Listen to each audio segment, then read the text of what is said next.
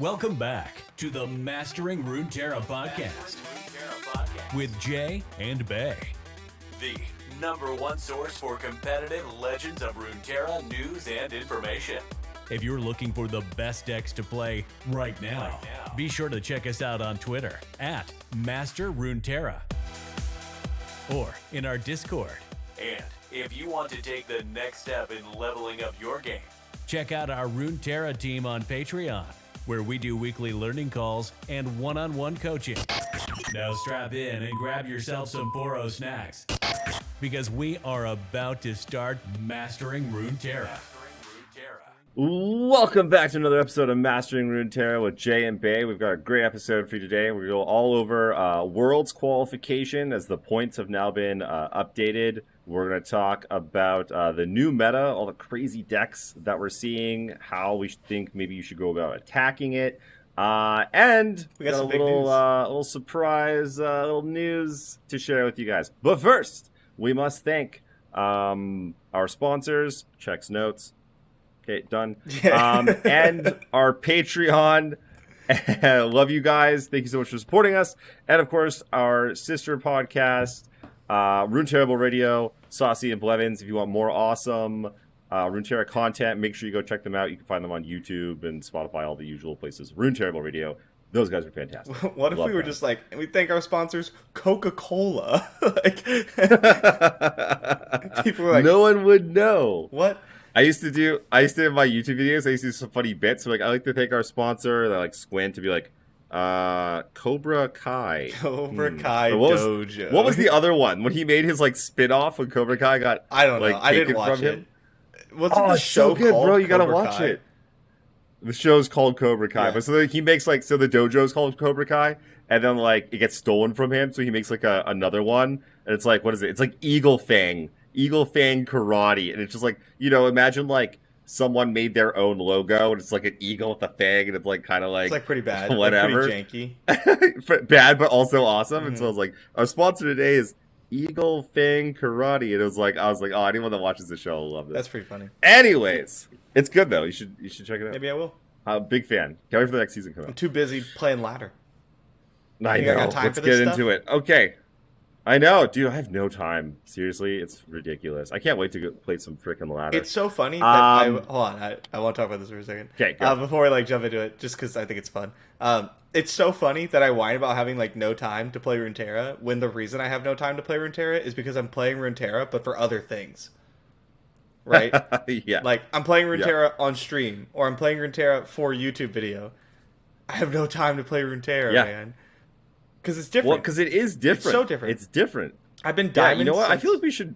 I've been diamond. We should delve into you this. This is like this is important. I was just gonna say, like people don't get it. Yeah. That and it's important. It's an important distinction for everyone. So when we're streaming or when we are making YouTube content and stuff, like a lot of times we're playing, you know, maybe decks that we're not going to play on ladder, or that, you know, we're probably not going to play in a tournament. We're just trying out.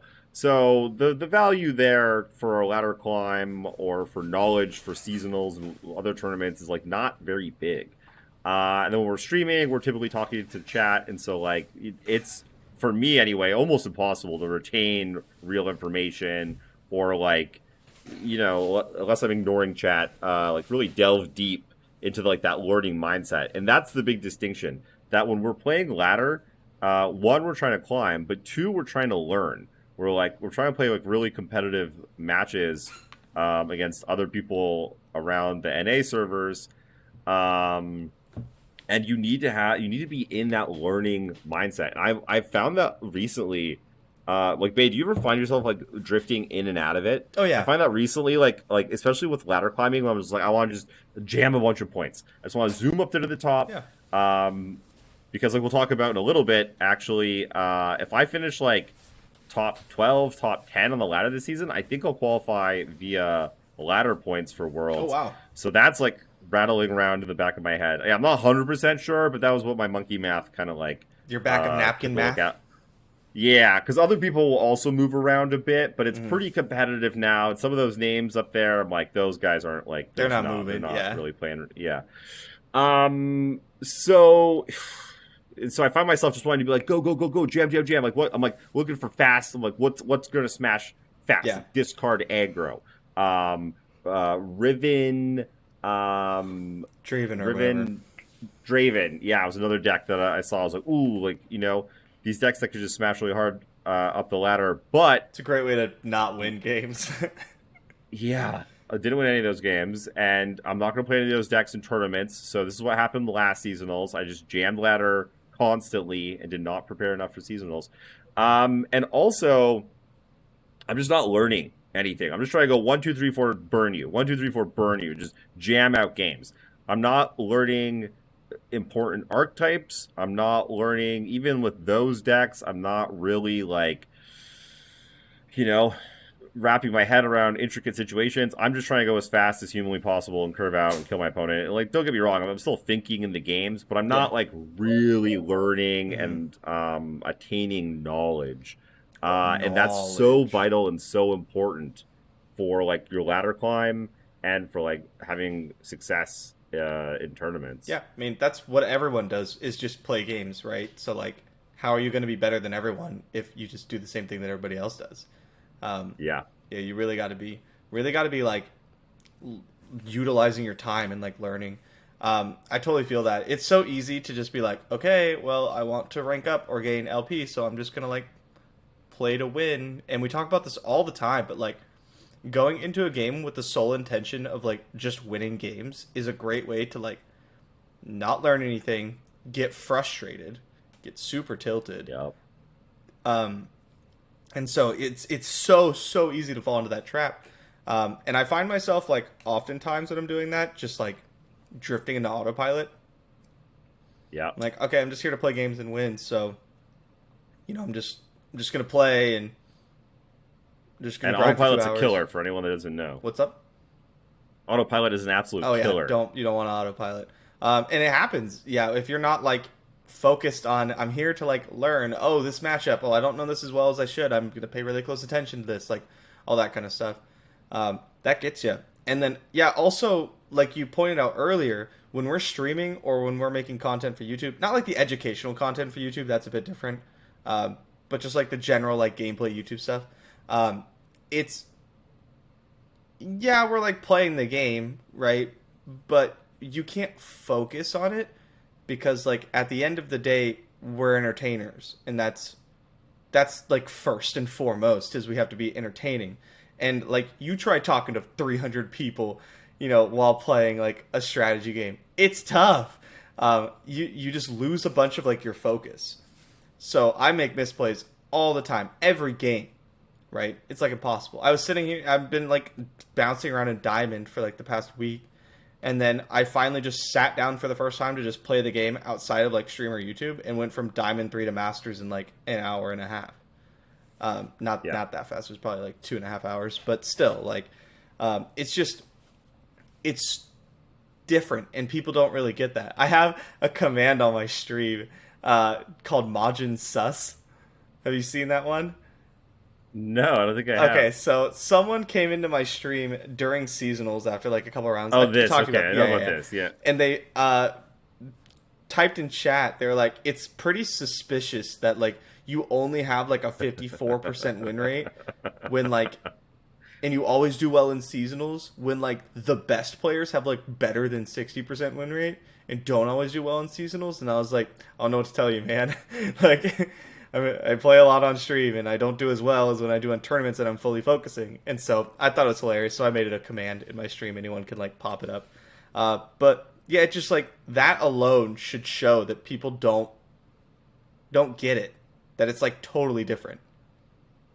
Yeah, the latter also totally different than tournaments. Oh yeah, that's something that people don't seem to understand. Yeah. For a number of reasons. Okay. Well, while you're talking, I'm going to keep fiddling with my lights. Okay. Yeah, so I was thinking if we wanted to move on from the subject, but it's, you know what? No, I want to talk about it a little bit more, because this might be something that a lot of people have been feeling. And it'll kind of segue us into talking about the meta. I felt just totally lost. Mm-hmm. Coming into the last like week or so. Like I've also been very busy, so I haven't been able to keep up on things. And like I really realized last season by like how much I played Thresh Nasus and the level of understanding I had for the deck, like where I should be or want to be with a deck when I bring it to a tournament. I want to have that like inside and out knowledge, every single matchup. Like I know exactly what I'm doing from mulligan all the way to like turn 10. And I'm not even remote. I don't even know how to mulligan with most of the decks in the format, and that's like step one. Yeah, that's let alone, like basic stuff. Yeah, let alone like play them correctly, and because it's tough, right? Because it's if it's a deck like, if it's just a deck you haven't played before, how would you know? Mm-hmm. You know, because there's so many other decks out there, and there's so many new decks out there. So even if you've seen a guide or you knew last season, like there's a bunch of new decks. So you make some educated guesses and stuff, but like that's the learning that you need to be doing, that I want to be doing, that I'm just like haven't had the time for. And I can imagine if I'm feeling like swamped and like left behind and like not up to date on things. Like I can imagine people that, like don't take it as seriously as I do, which is like the vast majority of the populace. Or like work a full-time job and have a family and everything that doesn't involve Runeterra. I mean, that's gotta be tough. Like, I was playing like the Twisted Fate Noxus decks the other day, which I've played a bit, but I'm going to mulligan, and in my opening hand is like 3 different 2-drops. And I'm playing this matchup, and I'm like, I'm probably supposed to keep a 2-drop here. What 2-drop am I supposed to keep? I don't know. And, and then like, compare that to like Ezreal Draven or Zoe Lee, where I'm like, oh, nope, I'm mulligan all my 2-drops here. Like, I want exactly this, and this, and this, and I want to look for this, and I'm hoping to draw this later. Like, I know exactly how this is going to go. I know exactly where I want the game to go. And then you play something that you don't have the reps on, and you just don't have that knowledge. Yeah, you just got slapped down. Your opponent knows exactly, and that's where you're at a huge disadvantage there. Yeah. Whether that's normally a good matchup for you or not. Yep. Like if your opponent knows all that info and you don't, you're at a huge disadvantage. Speaking of which, we played our first league match against the Wobbly Wombats. The Brazil Runeterra League, for those, destroyed. We got crushed, yeah. To be fair, they were like, hey, those guys are all going to bring Lee Sin. And then like 2 hours before we played, we're like, hey, what should we bring? We're like, I don't know. Everyone on Lee Sin? We can play Lee Sin. We know how to play Lee Sin. Yeah. I guess, obviously, that's fun. We like that deck. So they kind of saw us coming from a mile away. So there was that. But also just like, I don't know, I played a Lee Sin Mirror. And I was just like, oh, this has been a while. And like, they had the no-goat version. And I was on like all the 2 drops. I'm also on the no-go version. I think pretty much everyone is right now. We got destroyed. We went 1-2-1-2. It's not the worst thing ever.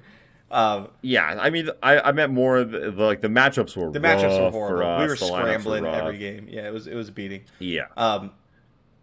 Big fan of Lee Sin right now though. Yeah. Big fan of Lee Sin. Because seasonals is in like 5 weeks, which is wild. Oh, wow. Seasonals is in 5 weeks. We have not figured out the meta yet. I think we just found the best deck like 3 days ago, which I believe to be Sivir Zed. We can go over that later. But like the meta's still. Let's just do it now. Well, I gotta finish my point first, and then we can get to it, Jason. So the meta's still continue, sir. Very like tumultuous. It's changing a lot. And it's churning, and we only got 5 weeks, and we have new cards coming out next week. Not like a couple, it's like a lot already. Yeah. And 2 champs. We're not done. And so, like, yeah, we're gonna seasonals is gonna be here so fast, Yeah. And so I think I'm going to have to rely a lot on decks that I previously put time into. Which is like fine, right? But if I'm bringing one deck that I played a good amount, Zoe Lee, and then I want to bring Sivir Zed or something, for example, I have a lot of time to learn Sivir Zed because I have so much experience on Zoe Lee. I looked at my Mobalytics data, by the way, more than half of the ranked games I've played total have had Zoe in my deck. Okay, I can believe that. I thought you were going to say we're a Zoe League athlete. No. I'm like, there's no No. way. Mm. But Zoe in your deck, yeah, Yes. for sure. I can see that. That's hilarious, yeah. by the way. Yeah, I have a favorite for sure. But yeah, like I think that's going to be just something a lot of people are going to have to do is just rely on the decks they played previously because we just don't have the time right now. Yeah, and that's another good point. Like, seasonals ended for most people after the open rounds. And then there was the top 32. And then there was like another week. Then the ladder reset. Mm-hmm. Most of the time, you're like, okay, once you're out of seasonals, like, oh, you take a break. Take a little break until like the season starts back up. But like, I was like, yo, I still don't know how to play deep really well. I don't know how to play turbo thralls really well. There's lots of decks that I don't know how to play really well. And learning that stuff, so like going forward, if you're in the same position, like just because the season's over, like doesn't mean that there's not great stuff you can be learning. Yeah. Because like look at turbo thralls right now, doing fantastic in tournaments. So had you put time in there, like Jason, had you learned turbo thralls during that time, like you said you would be sitting pretty right now. I didn't, for the record. But these are like the holes in my game, basically, that I'm like pointing out that I'm seeing that I need to start plugging and plugging and plugging. Yeah, I mean, I totally agree with that. Like, the decks that I'm seriously considering for any kind of tournament play right now are like Ezreal, Draven, and Lee. They're like my first choices because I have so much experience on them. And so let's maybe now we transition into. Is there anything else you wanted to talk about Worlds? By the way, Worlds points. Yeah, so they updated the rankings after. If you haven't seen it, go to the Runeterra site. So nothing super crazy. So for me personally, for ladder, I think if I finished in the top, you said like 12, 10 or top something. 10, Yeah. yeah, I could squeak in that That's way. It looks like doable. We were talking about that before. doable. We were like, if you're in like top 5, maybe don't worry about it. But like top 12 is like, I don't know. It's it's weird. It's really weird. Like last season, I plateaued and I just could not get above like 600 LP or whatever, and so like, and then I wasted a whole bunch of time just trying. So I don't know. We'll see. I'll put a little run together early. So what I'm going to do is I'm going to balance. I'm going to make sure that I'm still doing tournament prep and not just That's all ladder. But so far, I've had no time for anything. The more exciting one, though, I think, is the seasonal points. The points that you get from your game wins during seasonals or top 32. Yeah. Currently, people with 32. Let's see, 32 points. There's like 3 or 4 of them, and like 3 of them are in top 22. One of them's like 23rd.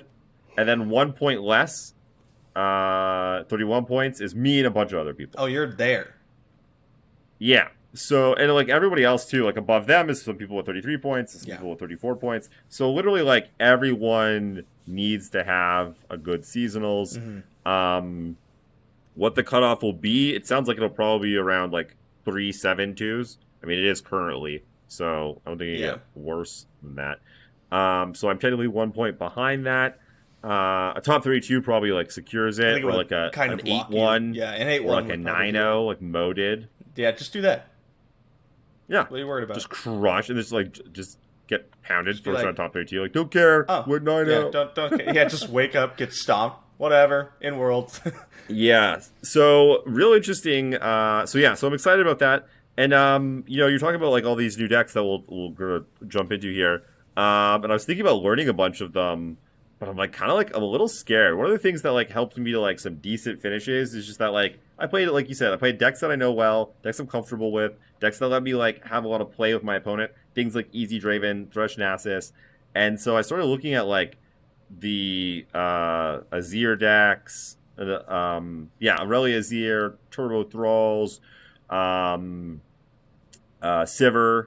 And I'm like, I don't know about bringing these decks to seasonals. Like, it's too early right now to think about that sort of stuff. But like, I'm pretty sure I just want to do kind of like what you're talking about. Sort of stick to my guns, have Easy Draven, play a bunch of that because I'm on ladder right now, and that's a good tournament deck too. It's just and then kind of deck. Yeah, and then just build around that, like some other mid-range decks, maybe Lee Sin Zoe, So I think that's where I want to be. I think that's like was something early on, like literally a few days ago, that I kind of came to a conclusion. I'm like, yeah, I think that's smart. I don't want to go gamble with like turbo thralls and like other stuff. I'm also pretty big on Ezreal Draven, as you may have known.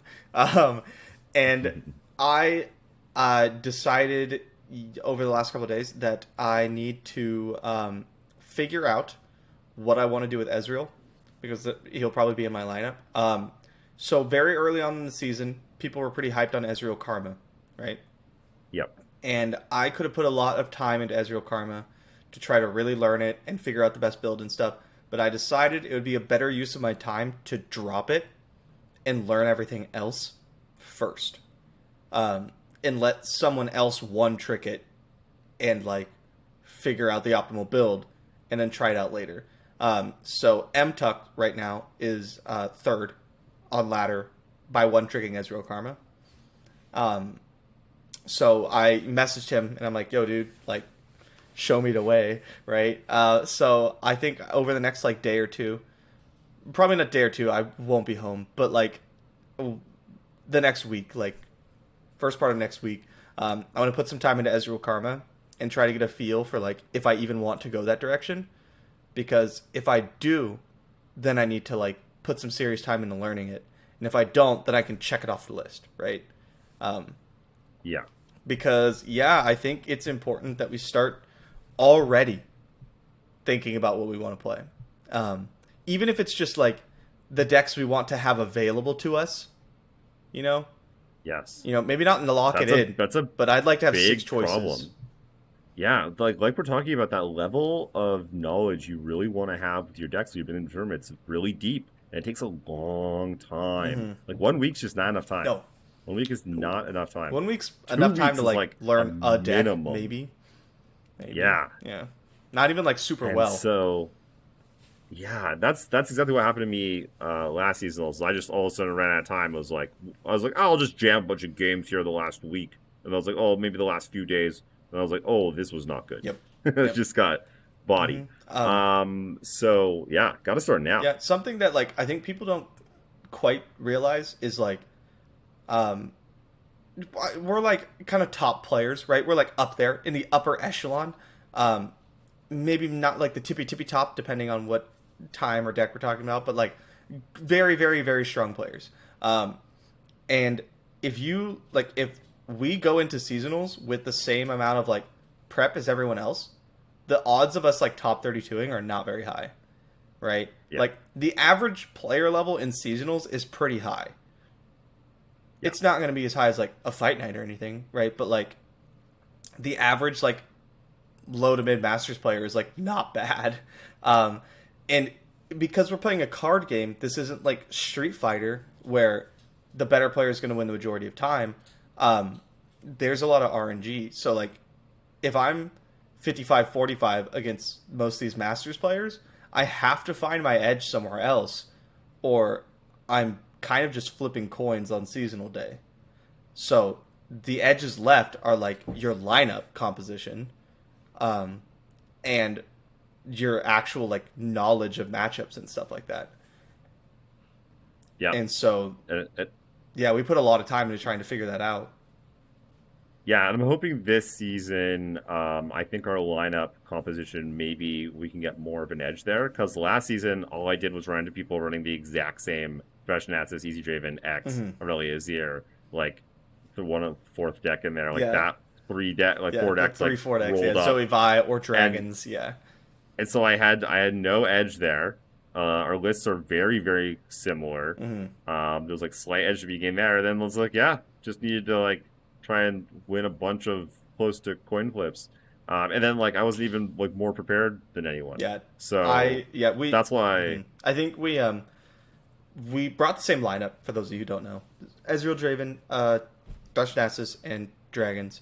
And yeah, I think we needed to communicate about what the lineup's plan was a bit more, because we had both decided that, like, this was the, like, XYZ best deck lineup, and I still think it was, for the open part of the seasonals. And then my plan was just to play infinite mirror matches. Like, I just wanted to match up Ezreal Draven and Thresh-Naxxus, and I just wanted to play that over and over and over again, because I felt very confident in my Ezreal Draven. And yeah, I think I did not get that message. yeah. But I think this season, Ironically, yeah, this season I think we're going to spend a lot more time, or at least my plan is to spend a lot more time talking to our other testing partners and team on the Master Runeterra Pro team, because we got some really good guys in there, and like we all should be using each other as a resource more than I think we already are. We kind of hit each other up for tips and random things, but I think if we come together like 2 weeks before seasonals and be like, okay, here's our options, like let's figure it out. I think we can really get a good lineups going. Yeah, I've been meaning to get us more organized. I've been looking through my old Magic. Like I used to do this with my Magic teams, like how we organize information. You have, Excel sheet. And I can't. Yeah, I can't find them anywhere because I want to copy them. Yeah. And I can't seem to find them, and it's frustrating the crap out of me. So we just need to make a new one. I was a solo player. I didn't really have a team. I had people not a team, but the people you travel Community. to events with. Yeah. So I could ask them for stuff, but I just had an Excel sheet, and a week or two before a big tournament, I just play a deck and I would just track every single game. I'd just be like, okay, how am I against mono red? Well, I won this one. I lost this one. I won 2. I lost 1. And I would just track every single one. And it was not the best knowledge, right? But and every now and then I'd write in the description box, I'd leave myself a little spot. I'd write notes kept this card, was too slow, spent this removal spell too early, was vulnerable to this. The quick little I That stuff's so important. It's so important. Even if it's not an in-depth thing, something like I said, spent this removal spell too early, was vulnerable to this thing. That might not give you a ton of information, but it changes the way you think about the matchup a bit. I mean, imagine you were just spent this removal spell too soon, Jinx killed me. Yeah, and you exactly. just learned that you need to keep removal for Jinx. I need to have removal for Jinx. Yeah. You just got about 1,000% better against discard aggro. Yeah, and this is the stuff you could figure out in a game or two, right? But if you go, oh man, they had another thing, and I just died to Jinx, whatever, lucky. Second Jinx. You're just never gonna you're not getting better with that, right? Which is why we talk about the learning mindset. But yeah, I think we could really come up with a strong lineup, and I think that's a spot that I don't know. I feel a lot of people are losing a lot of points there with their lineups. Well, it's tough. It's so tough. It's really tough. Like we're talking about, we spend a ton of a ridiculous, unhealthy amount of time doing this, and because we love it, and we're still not even close to being amazing at it. There's still so much we could be doing better. So yeah, I don't blame people. It's tough. It's very tough, especially really tough. Yeah. I mean, we obsess over our lineups, and then eventually just pick 3 decks. That's what it feels like, anyway. Really? No, come on. It's not that bad. More coherent. But seasonal number 2, maybe. Seasonal number 1, I literally just picked 3 decks. I played top 32 with a deck I never played before. Awesome. Straight up, yeah. It was very Wild Wild West. Yes. As you can see by what was happening, things are getting more competitive. Oh yeah, faster. People are getting better. Faster. Yeah. People, not just the average player, but is being pushed out a lot more. The absolute best players are getting better. The average players are getting better. There's more information. People are playing better decks faster. Yeah, the game is just up there. The first seasonal was pretty Wild West.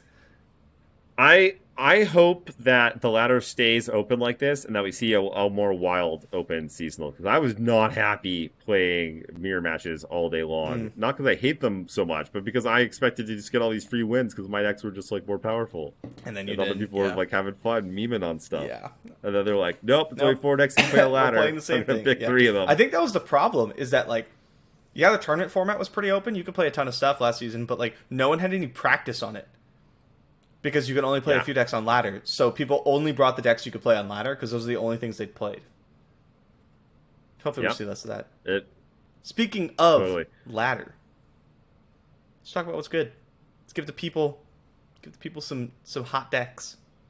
Well, let's start with your hot claim of the new best deck. I think the best deck at this moment is Zed Sivir, and I don't think it's super close. I think the deck is absurdly powerful, and I think now that we're kind of getting closer to an optimal build, it's better. Like, the Greenglade duos needed to go. Bakai Reaper doesn't fit into the deck, so right now I'm running the 1 mana 2/1. It's like Inspiring Mentor that like pumps something in your hand by 1. Yeah. And then I'm running 2 of the Profiteers. I think they're like 5/3s that when they hit the battlefield, you get like a Lucky Find, which like puts a keyword on something or gives it like +1/+1. One of those things. Oh, interesting. I don't actually like it very much. I wanted to try it out, but it felt a little clunky. I kind of prefer Fey Guide instead. The 4 mana 3/4 grant an ally elusive. Because it's Grant, and you just curve it into Zed. You just boop boop. Oh, it's Grant. It's Grant. Yeah, it's like. Oh my gosh! It's like good. I lost a game where I needed an elusive blocker, and I was like, "Oh, I wish I could use this on my turn somehow." Oh, and then I totally could have played it out. Yep. Oh my gosh. Read the cards. Read the cards. You just don't see Grant elusive really, because it's such a powerful effect. But yeah, it's Grant elusive. So I think I'm gonna swap those out for Fey Guide. The real thing that made the change for me was 2 of the barrier cards, the 4 mana ones that give you lifesteal. Oh, okay. Yeah, that's been very big. Not only can you keep your units alive through like whatever, but the life gain versus like pirates or lurk is super relevant. Yeah, I can see and that. And your units hit hard, right? You're often gaining like 6+. Yeah, almost everything has like 4, 5, 6 power, and you could easily pump it. Twin Disciplines is an insane card right now. Yeah, so how often, I wanted to ask you, how often are you trying to set up like a combo kill? Not often. Just like ghost my unit, flurry of fists, something with quick attack, hit you for like 1,000,000. Never. Not really. Okay. Ever. It happens. If it happens, it happens. It happens. Yeah. You look at your hand and go, I could hit you for 14. You just do it. But like, yeah, I mostly just try to like make it really awkward for my opponent. I mean, you're playing Sivir and Rune Runner, and those cards are like just a pain in the ass to deal with. Yeah, Young Witch makes everything hard to deal with. To block. Yep. And then like your early units are just like pound for pound some of the best units in the game. You have Rockhopper, which is kind of an insane card when you combine it with like... It's kind of insane. Yeah, all these like quick attack units. Merciless Hunter. And then you're running the Treasure Hunter, the 1 mana 2/1 that gives you the 5/2, which is also really, really good. So like your early game is just really solid. And then you follow that up with like Zed or Sivir. Zed I think is like less good. He's mostly there just to like push some pressure. But like Sivir and Ruin Runner really like win you the games. And then a lot of times I'll attack with Sivir, they'll block something, and I'll just flurry Sivir for like an extra 6 or an extra like 7 damage really quick. You can that happens. That comes up pretty often. You just like attack. Wait, flurry. If it kills the unit that's blocking it, does it then do damage to the Nexus? No, I meant like if they block something else, because you're pretty much always like curving out a little bit. You have like 5 1-drops. You have like 5 2-drops. You have 6 3-drops. Yeah, I think those numbers are right. So you're usually curving out a bit, and those things offer better blocks than your Sivir usually. Say you attack, they block, you flurry. Or if your opponent plays like a backline unit, like let's say they have their own Sivir or something, right? I'll often attack with Sivir and just flurry. And just be like, block it. Block it or take 12. Like, oh, you know what I mean? Yeah. And then, yeah, sometimes they like take it and then Merciless Hunter and kill your Sivir or something, but you're like, okay, you're at 4. Yeah. Like, just going to push damage easy to cobble together. Yeah, now your blocks... literally anything plus a twin disciplines kills you. So it just makes your opponent's blocks like weird forever. Because, like you said, anything plus twin disciplines just kills them. So I think the deck's super, super strong. And kind of like...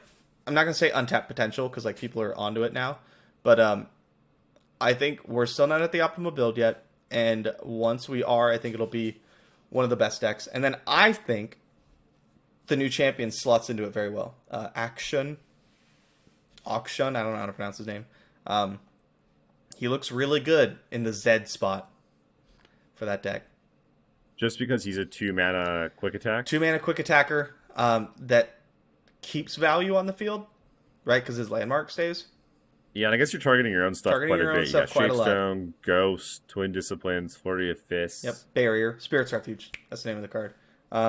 Yeah, you're Shapestone, right? You're targeting your units a lot, and you don't need to do it much. Like, the landmark counts down from 8. When you strike with the guy, it goes down 1. And every time you target, it goes down 1. So I imagine it'll probably go off in 3 turns on average. I think it's about fair. Because 3 turns means it'll be at 5. So you hit with the guy twice, cast 3 spells or something. Maybe 4 turns. But that's not too bad. And he's still something they have to, like, deal with.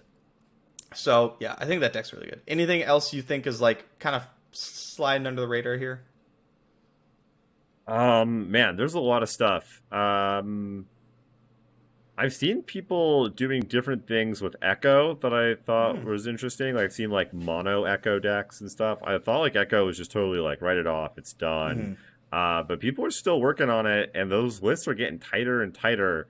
And, yeah, I don't know. It's definitely not like, I don't know, meme tier, or it's not bad. Yeah. The Echo is very powerful. The deck is real, and I think that I could see someone having some success with it. And I mean, some people are having success with it on the ladder.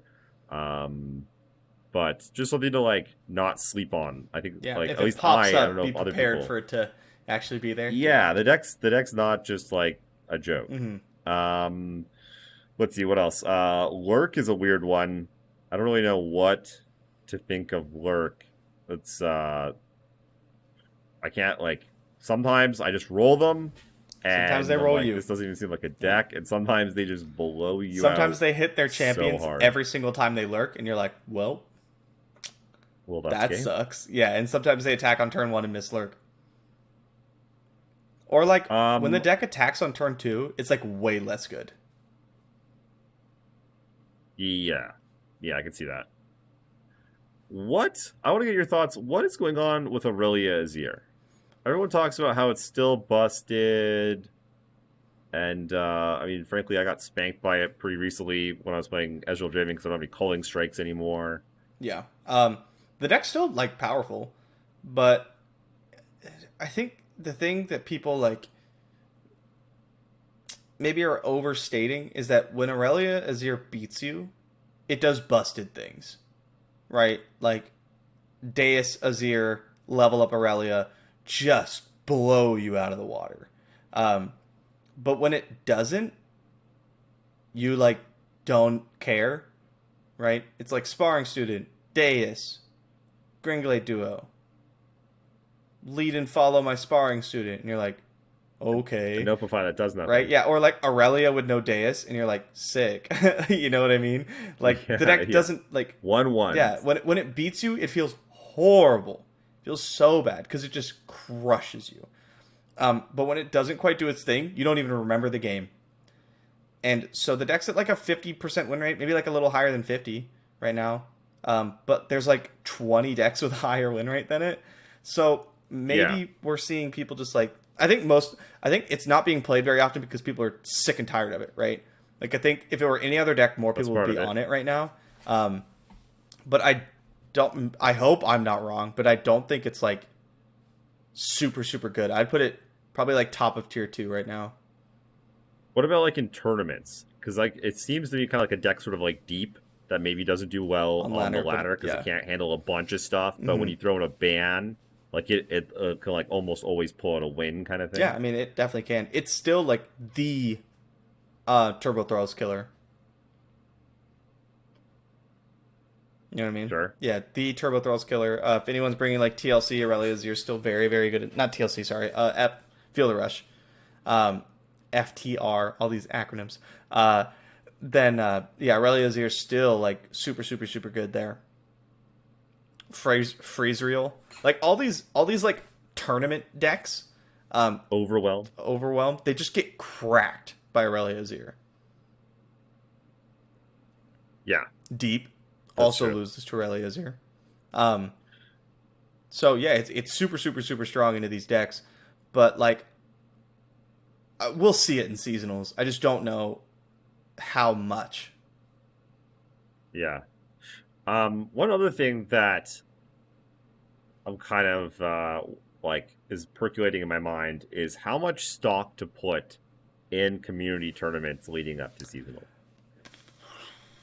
That's a tough one. Because last season we saw all of these Aurelia Azir deep overwhelm lineups or like J4 lineups, all these like meta attacking lineups, and we saw no Thresh Nasus, Easy Draven Acehole lineups. Like I was basically always the only person playing that lineup. And then that's just what seasonals was. Yeah, it was just all Thresh Nasus, Ezreal, Draven, Dragons. Yeah. So it makes me think that there's like not quite. Yeah, I mean the thing about community tournaments is it's safer. Well, okay, people are gonna play it less safe. People are gonna try out the new interesting meta breaking stuff, right? I'm literally about to play Squeaky Beast Tournament in about 10 minutes, and I'm bringing 2 decks I've never played before. Yep, that's what I mean. And then seasonals, people are going to play it more safe. They're going to play the things they played a lot, and the things they played a lot are the decks you can play on ladder.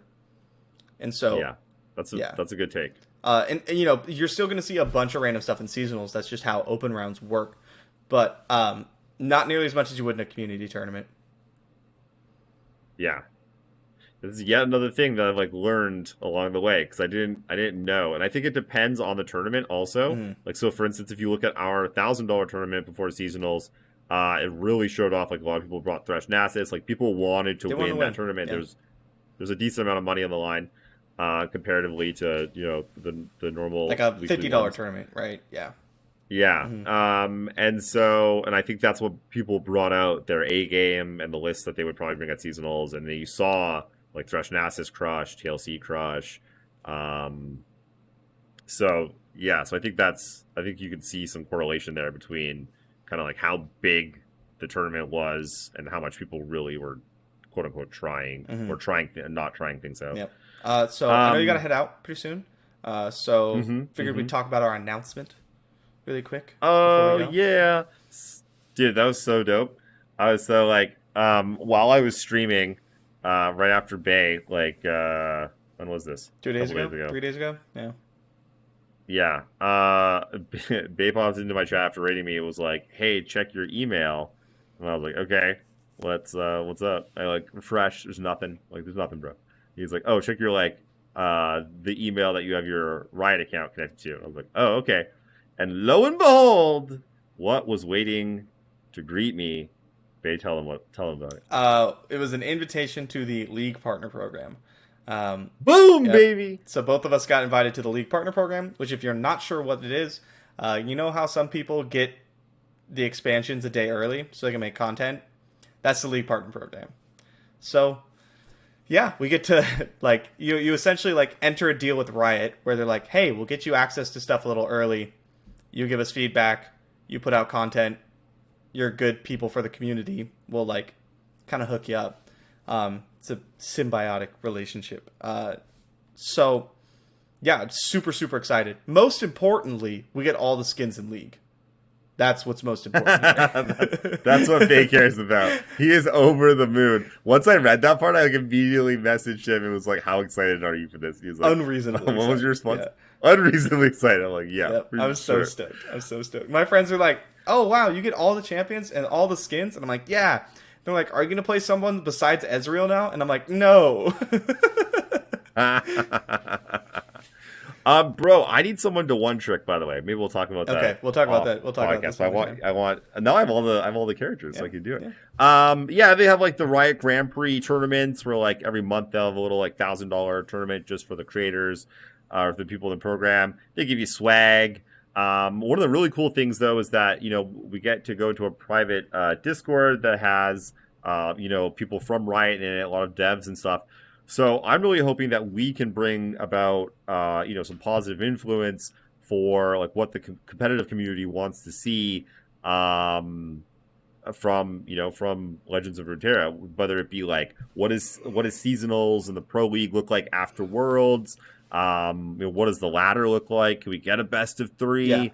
If there's bugs or exploits going on, Mm. letting them know that stuff. Yeah, I mean, I can just say buff fangs every day, straight to the devs. Yeah, why was that your first message when you got Bring in back there? Like, give it a fangs. day, Yeah. bro. Well, I was gonna say Karma, but they already buffed her. Just in all They must caps, have got buff yeah. fangs, you cowards. I was like, Buff fangs, no, you- game face, bro. Game So- face, be cool. We're new here. You have to type in your Riot IDs, right? So my first one was Majin Bay. And then I felt kind of awkward typing in my second one because my second one is Buff Karma, you cowards. So, yeah, I was like, I'm just like, I don't even know if I did mine correctly. oh, Well, that'd be okay, really for funny. League, were you supposed to do the hashtag or the other? I think it's still name? the hashtag. I just did NA1 both times. We'll figure it out if that's Okay. not the case. But Yeah. yeah, they actually buffed Karma, so now my name looks weird. Well, it worked though. It did work. I think they So- saw me play and they're like, "Oh, damn! I guess we have to buff Karma." Oh, I guess that must have they been. What asked else could for it it, have so we been? got to do it. Do we get the Valorant skins? Because whenever I'm playing Valorant and I get to pick up someone's Nerf gun or Sweet Dragon gun or reverse time gun, I'm like, oh my god, this is so I'm not cool. sure. I wish I don't play a lot of Valorant. I hope we do. I know. I love Valorant. I'm just Big fan. excited about the League skins. I get to play the Sentinel skins. Dude, I'm just so excited in general to be all up in all this Riot Yeah. awesomeness. They got the fighting game coming out. Oh They got the my God. MMO Yeah. coming out. Mhm. I can't wait for RiotCon, bro. There's got to be a RiotCon eventually, right? I don't know. I have no idea. There's got to be. Look at all these huge games they got. BlizzCon did it because they had a bunch of huge games. Look at all these massive games. Well, How do you until not do last it? year, Riot had only one game. Yeah, which is wild to think that all these games have come out during COVID. Yeah, pretty much. Is that nuts? Um, Other people are struggling just to get work done, and these guys are like, "We'll just release a what bunch would you of guys giant feel about, titles like while everyone works one from of the home. best shooters in the world, and then what about one of the best card games? Roll it out. No big deal." Yep. So that's pretty exciting. We'll be able to make more content for you guys. Yeah, Very stoked about that. And yeah, that's super. basically all it is. We get to be a little bit more entrenched in the community. We get access to things we didn't previously get access to, which is nice. It's nice to be recognized. Yeah, you know what I mean? It's nice that Riot's essentially saying hey, we like what you guys are doing in the community. We want to work more with you. That's very nice. Feels good. Feels very good. Feels good. Feels validating. A lot of what we do is just for the love, and getting that pat on the back, thumbs up, you did good, kid. That feels good. Yeah. I got a little choked up. I'm not gonna lie. Yeah. When I read it, I was kind of I lost it for a second. I What about you? Were you like, oh my god? I was stoked. I completely forgot about it because we had previously talked about the League Partner Program months before. Uh-huh. And they essentially said, "Hey, we have no room. We're thinking about adding people." They were kind of revamping it, reworking it, I think. And so the whole time I've played Runeterra, there has not been an ability. No one has been entered the program. No one has gone in.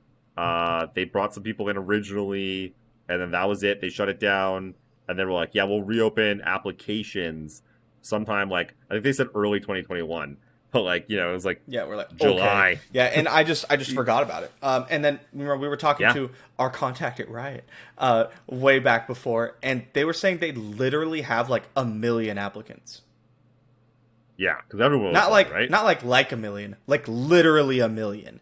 Yeah, because it's all the games combined Yeah. also. So we're in there with a bunch of League of Legends creators, Valorant, TFT, which yeah. apparently very famous, well-known people that Bay knows. I'm just like, hey, what's up? I was reading all the You mean names, they're feeling a little fanboying? starstruck. You I was can't talk to them? Bro, you can't just go up and say hi to that Yeah. person? Yeah, I was like, oh What's up? man, I don't know who you are. I know these guys. What was I talking about? Being in the There program. were so many knowing the players. that I was like, oh, okay, it's just so full. I'm just not going to worry about it because they're like, oh yeah, we'll definitely keep you guys in mind when we open it up. And I'm At least until they open sure. back up applications Yeah, exactly. or whatever, and then we could beg and plead be along "Please with let me in." everyone else. But then and they were just hope, like, cross our bam, fingers. you're in. Whoa, I have a feeling we have Nick Makes Plays to thank for this. maybe he's been in it Little bit. since the beginning, I think, right? Yeah. Mm-hmm. He's done a lot to help us out. He's a homie. Podcast. Yeah, Yeah. so that's our big announcement. I know you got to run getting Squeeby's tournament soon. I'm gonna be. I gotta go casting get that Squeebies. tomorrow. I'm gonna you're gonna cast. So make tomorrow. sure you're in it tomorrow in day 2. Yeah, I'm gonna like 01, 02 drop this thing and be like, yeah, we could have recorded more podcasts. Oops, we shouldn't have rushed it. You immediately jump in your game. It's losing 50 10 minutes like, long. It's been a good podcast. Also, apologies everyone that this is coming out late. We've had a bunch of life stuff coming up this week. Hopefully getting back to a little bit more of a normal clip going forward. Lots more deck techs and versus videos. The Runeterra Masterclass eventually going to come out. We have the time. Eventually, this week was insane with stuff. Yeah, it was kind of wild. All right, yeah, that's it for me. I don't have anything else. Yeah, excited. Next week, I think will all the cards be spoiled? Yes, so by next week. It'll be out by the time we do the podcast. So it'll be out for one day. So it's coming out Wednesday probably then, right? So yeah, 1 or 2 days. So next week we will, we'll give you a full rundown of the cards. Since they're not all out yet, we'll talk about it. We'll talk about the impact they made, the impact we think they'll make. We'll go all in depth. It'll be super cool. I think there's going to be a Senna champ. Oh yeah. Yeah, or some other champ, but Yeah. I think it's going to be Senna. Senna or Wouldn't it be weird though to have 2 Sennas? Yone. Yone's also a champ in League of Legends, and he's like just a follower, and he looks weird because he doesn't look anything like League Yone. Because League Yone is like dead. He's like a dead dude.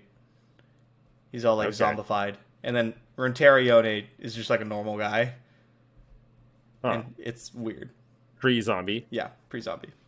All right, let's get out of here. Cool. All right, that's it for us. We'll see you guys again next week. Thank you so much for listening. Peace. Thank you so much for listening to the Mastering Runeterra podcast with Jay and Bay. New episodes come out every Friday. If you haven't done so already, be sure to join us on Discord, check out the Patreon team, and have a look at our deck database on Twitter at Master Runeterra. Links to all of these can be found in the show notes and description.